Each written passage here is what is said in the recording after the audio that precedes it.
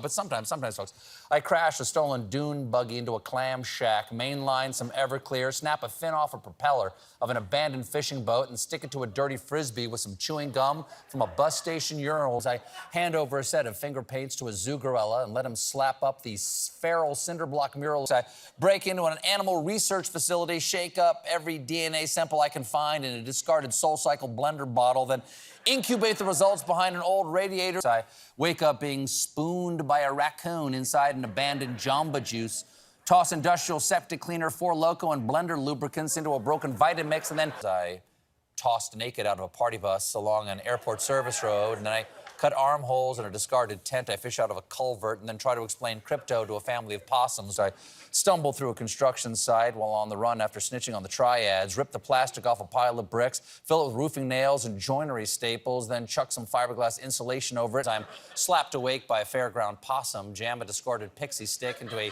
Fanta can bong, and then shriek whistle a dirge. I crash my getaway Zamboni into a culvert by the port after skidding over a rabid skunk, douse it with the half a Cholula packet in my pants and some pine needles. I'm awakened by stray cats trying to eat my eyeballs in an abandoned IHOP, glue some tattered apron fabric to a discarded butter tub, and then have at it with broken kids' menu crayons. I'm hosed awake behind a condemned retirement home, grab a fistful of discarded lunch meats, toss them into a busted blender with crushed up Pepto-Bismol.